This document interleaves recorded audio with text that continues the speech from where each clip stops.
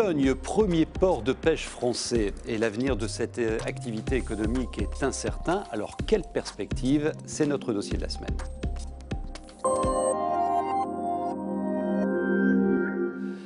La pêche, maillon essentiel de l'économie boulonnaise et de la région, bien évidemment. 380 000 tonnes de poissons transformés par an, plus 150 000 tonnes de marchandises. Alors tout ça, ça fait vivre 140 entreprises sur le Boulonnais et ça représente quand même 5 000 emplois. Cette semaine, Boulogne et Lorient, qui sont donc les deux premiers ports de pêche français, réfléchissent ensemble sur les perspectives de développement de l'activité halieutique. Car l'activité de la pêche est compliquée. Regardez ce schéma. En 10 ans, la pêche a diminué de 38% sur Boulogne-sur-Mer contre 34% au niveau national. Alors la question, c'est comment rebondir? Les défis concernant la pêche sont clairs. C'est la préservation de la ressource, c'est de la recherche et de l'innovation, et c'est surtout de la compétitivité avec des outils et des infrastructures performants. Car nos concurrents sont au Danemark, en Espagne, en Écosse ou là plus près aux Pays-Bas. Alors pour l'être à la hauteur, bien évidemment, Boulogne doit investir, comme Calais, son voisin. Quel avenir pour nos ports? Réponse tout de suite avec notre invité Yann Capet. Bienvenue Yann Capet. Comment allez-vous remettre Boulogne à niveau? C'est un défi majeur. Boulogne-sur-Mer, vous l'avez dit, entre 5 000 et 7 000 emplois qui sont directement et indirectement liés à la pêche. On doit distinguer la question de la pêche en mer et la question de la transformation des produits de la mer.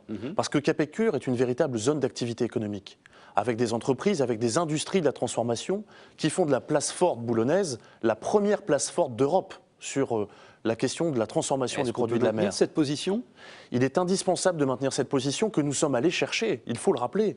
Capécure 2020, l'idée de Frédéric Cuvillier, l'idée de Daniel Percheron, l'idée de Dominique Dupilet, de dire on va se battre ensemble pour faire en sorte que non seulement le poisson continue d'arriver dans le port, mais que la matière première arrive aussi de toute l'Europe sur Boulogne-sur-Mer pour se faire transformer pour la première, la deuxième, la troisième transformation. Nous devons être à côté des professionnels qui sont mobilisés. Sur Boulogne précisément, 250 millions d'investissements, vous allez les mettre sur quoi? Alors sur Boulogne, 250 millions d'euros d'investissement à venir. Mais sur Calais et Boulogne, c'est près de 250 millions d'euros d'investissement depuis 2007, depuis la décentralisation portuaire. Moi, j'ai souvenir que lorsque nous avions encore des ports d'État, maîtrisés par l'État, il y avait à peine quelques millions d'euros d'investissement chaque année. Sur le port de Boulogne-sur-Mer, depuis 2007, en investissement, c'est près de 110 millions d'euros. Donc la région investit pour mettre à niveau ses infrastructures. Daniel Percheron souhaitait d'ailleurs une exonération fiscale, ce qui était le cas lorsque ces outils appartenaient à l'État. Ça pèse quand même 1,4 milliard par an sur Calais, rien que sur Calais. Vous avez une réponse positive de l'État? On n'a pas encore de réponse, tout simplement parce que la nouvelle délégation de service public va encore faire l'objet de discussions jusqu'au mois de juillet. Et c'est effectivement une volonté de la part du président Percheron, que je partage sans aucune réserve, qui est de dire qu'il va avoir 1,4 milliard de recettes supplémentaires pour l'État avec le projet Calais Port 2015. Les ports d'État ne font pas l'objet de ces recettes fiscales et ce n'est que l'effet de la décentralisation qui a généré en fait cette nouvelle recette. D'accord. Donc il est légitime que l'État puisse contribuer à cette ambition maritime du Nord-Pas-de-Calais à travers cette exonération. On parlera de Calais dans quelques instants. À ce colloque sur les ports de pêche du futur, on parle bien évidemment d'innovation et on innove aussi dans la région. C'est une réponse à ce que vous disiez à l'instant, avec le bateau de pêche du futur qui est en cours d'élaboration du côté d'Étaples et qui va permettre d'économiser de l'énergie et ça pèse dans le compte d'exploitation d'un marin pêcheur. Reportage d'Alain Molinari. À Boulogne-sur-Mer, sur le bassin Napoléon, la frégate s'équipe peu à peu d'une motorisation hybride. Il y a quelques mois encore, ce chalutier de 22,50 mètres naviguait avec un moteur diesel traditionnel. Mais l'augmentation du prix du gasoil a mis sa rentabilité à mal. Il faut savoir qu'aujourd'hui, un bateau, la charge, rien qu'au niveau carburant, représente plus de 35%, voire 45% du chiffre d'affaires. Donc c'est invivable. Pour un bateau comme nous, il ne faut pas dépasser 20-25%. Rachetée à son patron par la coopérative maritime étaploise et sous l'impulsion de l'association France Pêche Durable, la frégate est aujourd'hui dotée de générateurs bi-énergie, gasoil et gaz. Ils alimenteront un moteur électrique, économie escomptée 35% rien que sur la propulsion. Mais l'expérience va un peu plus loin. La mission de ce navire, c'est aussi une campagne de pêche dite écologique pour limiter un peu l'impact sur le milieu halieutique, mais aussi pour utiliser des engins, mettre au point des engins moins consommateurs en énergie. Ces engins sont donc des alternatives aux chaluts, ces énormes filets lestés nécessitant une importante consommation d'énergie. Vous avez pu constater que le navire était équipé de vire-filets pour pouvoir tester notamment des nasses et d'autres types de pêche que l'on pourrait appeler entre guillemets plus douces pour pouvoir travailler dans les eaux qui demain seront peut-être réglementées quant à l'usage du chalut notamment. C'est ça qui va donner la souplesse de manœuvre. Hein.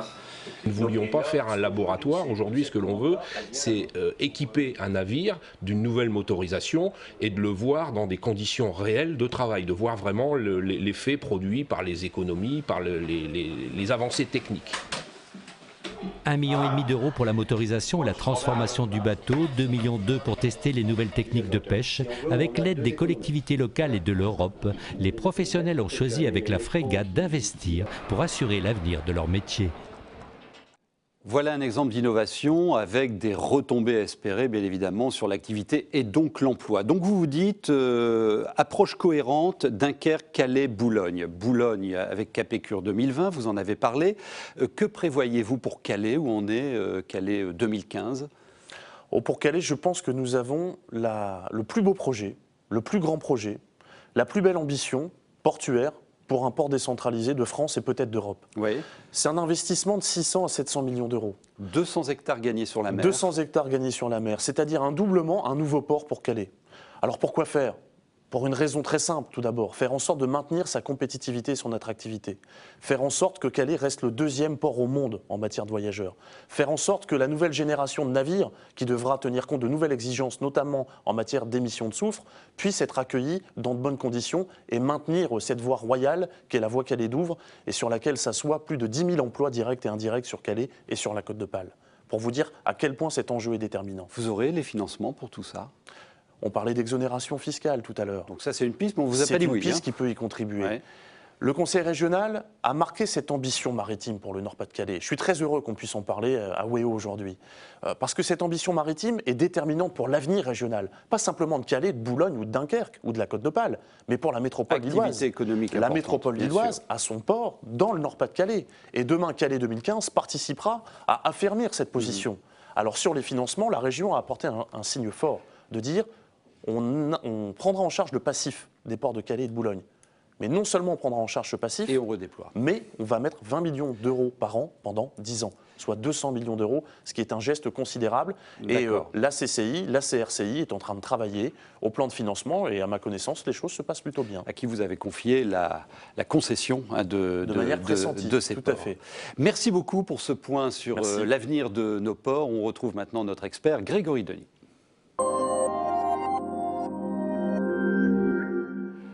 Alors, vous amenez un chiffre, c'est normal, hein, nous sommes dans l'économie. 24 millions, ça représente quoi, ce chiffre ? Eh bien, c'est le nombre de smartphones en circulation aujourd'hui en France. Ah oui. C'est près d'un Français sur 2 qui en est équipé. Donc, on va parler de téléphonie mobile. Et non, on va parler de moyens de paiement. Ah oui, effectivement, moyens de paiement, parce qu'on entend de plus en plus parler de paiement par téléphone, et puis il y a des moyens de paiement émergents, des nouveaux moyens de paiement. Oui, il y a de nombreux moyens de paiement qui émergent. J'en citerai 3. Ouais. Il y a déjà les opérateurs, notamment sur le web, tels que PayPal ou Google Checkout, qui sont des tiers un peu de confiance pour le paiement. Ça, c'est une tendance qui se développe fort. Le deuxième, on vient de le citer avec les smartphones, énormément de moyens de paiement se développent autour de ces outils-là. Des applications très concrètes, on peut commencer à payer son stationnement, les tickets restaurants du midi, voilà, vont être dématérialisés. Voilà quelques exemples. Et puis une troisième tendance également qui apparaît, c'est le paiement biométrique, avec reconnaissance faciale ou ça scan. fonctionne déjà aujourd'hui. Ça fonctionne déjà sur la région. On trouve dans les hypermarchés des outils pour payer, par exemple, avec ses empreintes bancaires. Alors qu'est-ce qui pousse le consommateur à choisir tel ou tel moyen de paiement ? Alors, il y a déjà la simplicité et la sécurité. Ça, c'est 2 premiers critères pour un consommateur. Il y a aussi la gratuité. On parlait des chèques payants qui ont fait beaucoup couler d'encre. Donc la gratuité du paiement est un critère de choix. Et puis et surtout, il y a l'universalité. Est-ce que le moyen de paiement que j'ai va me permettre de payer un peu partout? Ça, c'est le côté consommateur. Et côté vendeur? Alors, côté commerçant, il y a déjà la sécurité physique. On sait que les espèces, etc., c'est toujours un peu compliqué. Il y a surtout la garantie de paiement. Est-ce que le moyen de paiement qui est utilisé garantit aux commerçants d'encaisser réellement les sommes? Et puis les coûts, toujours le même sujet. Alors, il y a les coûts d'équipement, les coûts de transaction. Et ce qui est aussi intégré, ce sont les coûts indirects. Par exemple, le temps de passage, le temps de paiement en caisse. C'est un élément important aussi pour un commerçant. Vous achetez sur Internet, vous, Yann Capet? Ça m'arrive. Bon, j'aime bien encore le contact avec les commerçants, que je préfère, mais ça m'arrive d'acheter sur Internet. On a posé la question aux téléspectateurs. Est-ce que vous faites régulièrement vos achats sur Internet? Il n'y a pas photo. 80% d'entre vous, vous avez répondu oui. Ils peuvent s'attendre à quoi dans les années à venir? À la démultiplication des solutions de paiement, puisque effectivement le web, juste un chiffre, entre 2011 et 2012, ce marché a cru de 22%. Il s'est établi à 45 milliards d'euros. Donc forcément, ça attire bien les nouveaux opérateurs. Et une des tendances, c'est de voir apparaître des opérateurs qui ne sont pas banquiers. À titre d'exemple, et pour faire le lien avec le smartphone, 3 opérateurs téléphoniques en France ont créé une structure commune pour proposer des services de paiement via les smartphones. D'accord. Voilà. Et ce même smartphone, alors là c'est pour le commerce de proximité, c'est le paiement par le téléphone sans contact. C'est une tendance de fond et ça fait même le consensus parmi les experts et les professionnels du commerce en disant à 70%, ils estiment que ce sera vraiment le moyen de paiement de référence dans les années à venir. Je vous parlais d'1 euro sur 2 payé par virement et prélèvement. Sur ce mode de paiement-là, en 2014, il y a une nouvelle norme qui apparaît, ce qu'on appelle la norme SEPA. Globalement, pour faire simple, parce que le sujet est assez technique, on va passer d'une autorisation de prélèvement à la gestion de mandat. Avec la grande différence, c'est qu'auparavant, c'était les banques qui géraient ces prélèvements. Maintenant, ce sont les créanciers, donc les entreprises qui auront à gérer ces mandats. Donc des impacts sur leurs outils informatiques, sur leurs procédures, sur les coûts. Et point important, il y a une obligation d'informer préalablement son client que l'on va le prélever, sachant qu'il faut retenir une date, c'est le 1er février 2014. Donc c'est demain. C'est demain, c'est dans 2 mois, où cette norme se mettra en place. D'accord, pour tous les virements et les prélèvements. Pour tous les virements et les prélèvements, tout à fait. Merci pour vos informations et vous pouvez retrouver tous ces conseils sur cette adresse qui s'affiche sur votre écran. Et moi, je vous propose de m'envoyer vos informations économiques à mon adresse mail. À très bientôt.